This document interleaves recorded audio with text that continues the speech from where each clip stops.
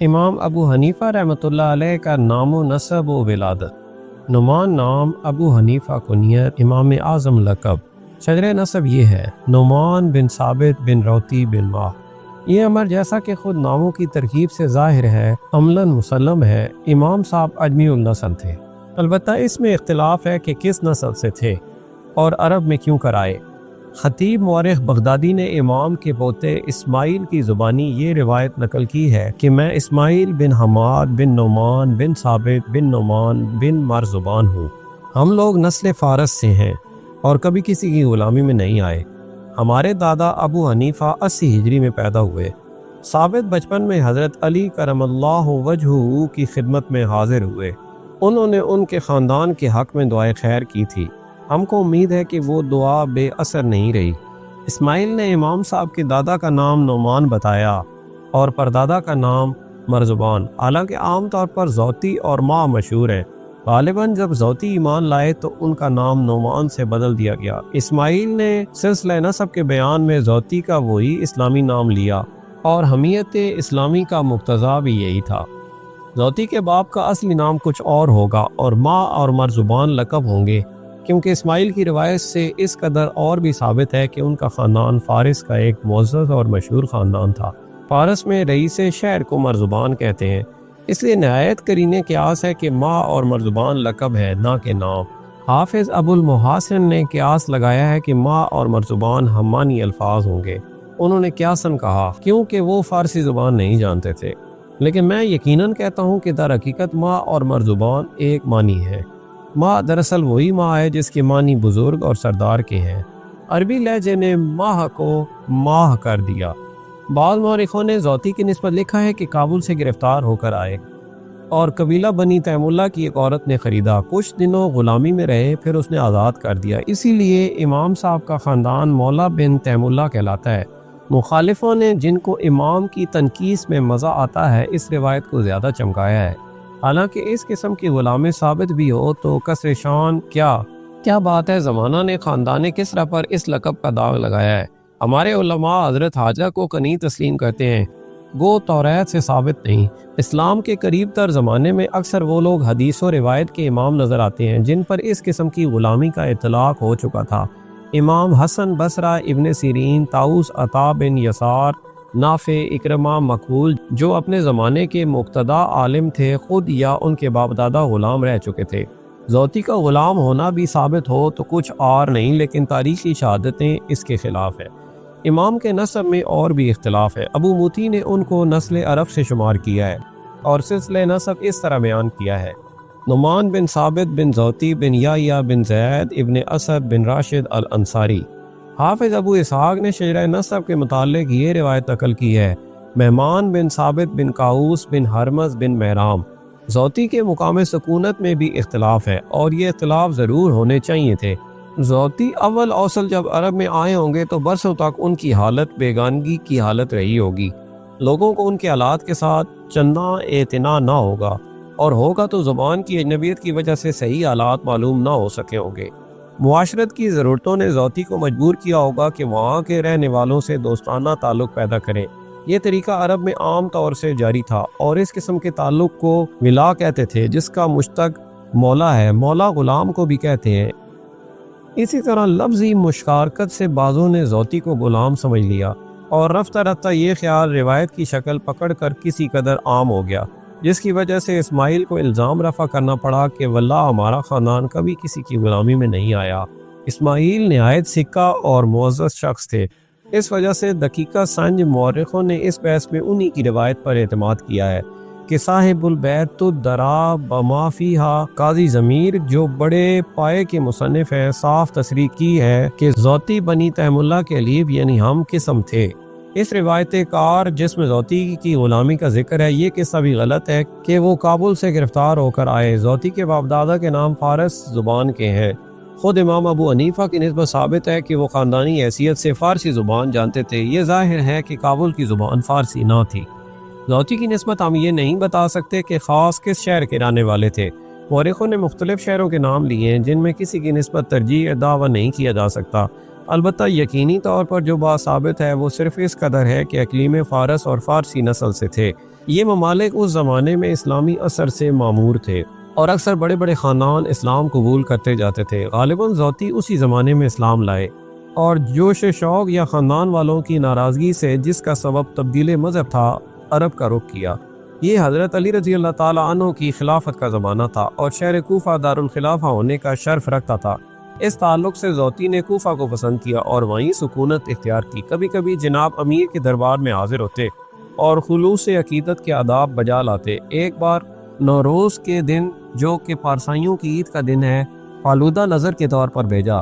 حضرت نے ارشاد فرمایا، نوروز ناکل یوم، یعنی ہمارے یہاں ہر روز نوروز ہے۔ ثابت ہوا کہ امام اعظم ابو حنیفہ کے پدر بزرگوار کوفہ ہی میں پیدا ہوئے۔ زوتی نے نیک فال لڑکے کو حضرت علی رضی اللہ تعالیٰ عنہ کی خدمت میں حاضر کیا۔ آپ نے بزرگانہ شفقت فرمائی اور ان کی اولاد کے حق میں دعائے خیر کی۔ ثابت کے حالات زندگی بالکل نامعلوم ہے۔ قرائن سے اس قدر پتہ چلتا ہے کہ تجارت کے ذریعے زندگی بسر کرتے تھے۔ 40 برس کی عمر ہوئی تو خدا نے فرزند عطا فرمایا، جس کا نام والدین نے نعمان رکھا، لیکن زمانے نے آگے چل کر امام اعظم کے لقب سے پکارا۔ اس وقت مالک بن مروان، جو دولت مروانیہ کا دوسرا تائیدار شمار کیا جاتا ہے، مسند آرائے خلافت تھا۔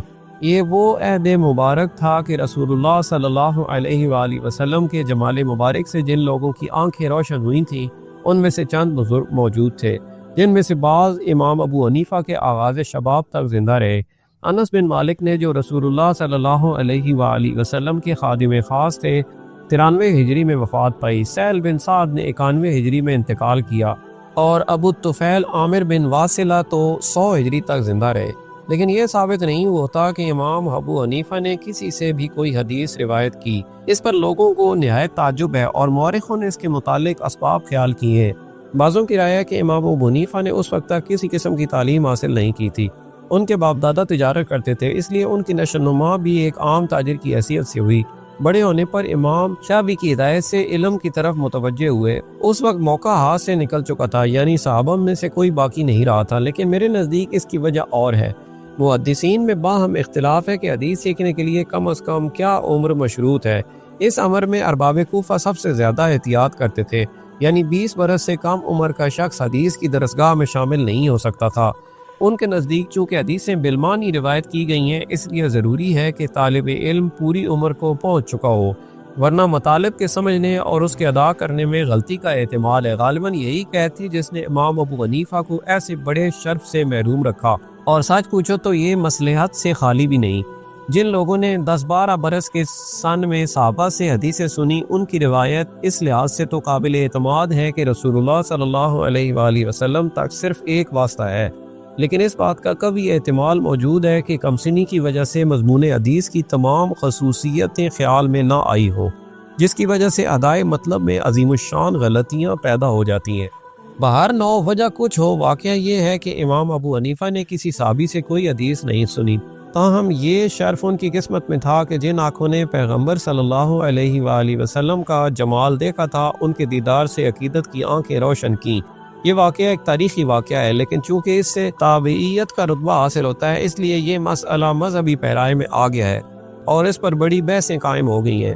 بے شبہ امام ابو حنیفہ کو اس شرف پر ناز تھا اور بجا تھا کہ انہوں نے حضرت انس رضی اللہ تعالیٰ عنہ صحابی کو اپنی آنکھوں سے دیکھا تھا۔ غیر قومیں ان باتوں کو معمولی خیال کریں گی، لیکن ان واقعات سے اس محبت اور جوش عقیدت کا اندازہ ہوتا ہے جو مسلمانوں کو رسول اللہ اور ان کے تعلق کی وجہ سے صحابہ کے ساتھ تھا۔ ہمارے زمانے کے بعد مصنفوں نے امام کی تابعیت سے انکار کیا ہے، اور یہ کوئی نئی بات نہیں، پہلے بھی لوگوں کو شبہ ہوا تھا، لیکن محدثین نے جن کو اس قسم کی بحثوں کے طے کرنے کا زیادہ حق حاصل ہے، امام کے موافق فیصلہ کیا۔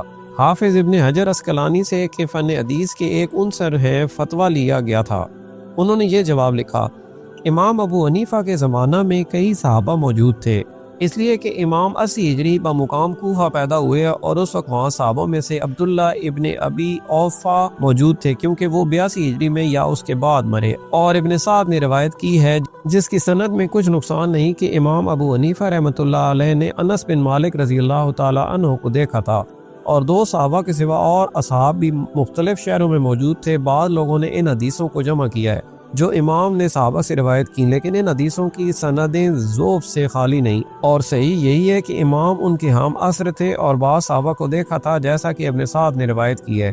بس اس لحاظ سے امام ابو حنیفہ تابعین کے طبقہ میں ہیں، اور یہ امر اور اماموں کی نسبت جو ان کے ہم عصر تھے، مثلا اوزاعی شام میں، حماد بصرہ میں، ثوری کوفہ میں، مالک مدینہ شریف میں، لیث مصر میں ثابت نہیں ہوا، واللہ عالم۔ ابن سعد کی جس روایت کا حافظ ابن حجر نے حوالہ دیا ہے وہ صرف ایک واسطہ یعنی سیف بن جابر کے ذریعے سے امام ابو حنیفہ تک پہنچتی ہے، یعنی ابن سعد نے سیف بن جابر سے سنا اور سیف نے خود امام ابو حنیفہ سے۔ ابن سعد وہ شخص ہیں جن کی نسبت علامہ نووی نے تہذیب الاسماء میں لکھا ہے کہ اگرچہ ان کا شیخ واقعی سکہ نہیں مگر وہ خود نہایت سکہ ہیں۔ سیف ابن جابر بصرہ کے قاضی اور صحیح الروایہ تھے، اس لحاظ سے یہ روایت اس قدر صحیح اور مستند ہے کہ کبھی سے کبھی حدیث بھی اس سے زیادہ صحیح نہیں ہو سکتی۔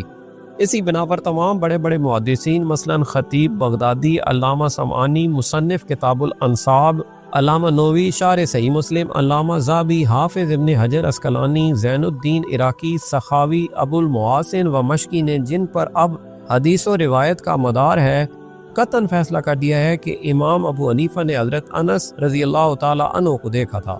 ابن خلقان نے بھی خطیب بغدادی کا یہ قول نقل کیا ہے، لیکن چونکہ مورخ مذکور نے لکھا ہے کہ امام ابو حنیفہ کو کسی صحابی سے ملاقات اور روایت حاصل نہیں ہوئی، لوگوں کو دھوکہ ہوا کہ ابن خلقان تابعیت کے منکر ہیں، حالانکہ ابن خلقان کو ملاقات اور روایت سے انکار ہے، نہ کہ روایت کرنے والے سے۔ لیکن اگر ابن خلقان کی عبارت کا وہی مطلب ہے جو بعض ظاہر بینوں نے قرار دیا ہے، تاہم کون کہہ سکتا ہے کہ ایسے بڑے بڑے محدثین کے مقابلے میں ان کی شہادت کچھ بھی اعتبار کے قابل ہوگی؟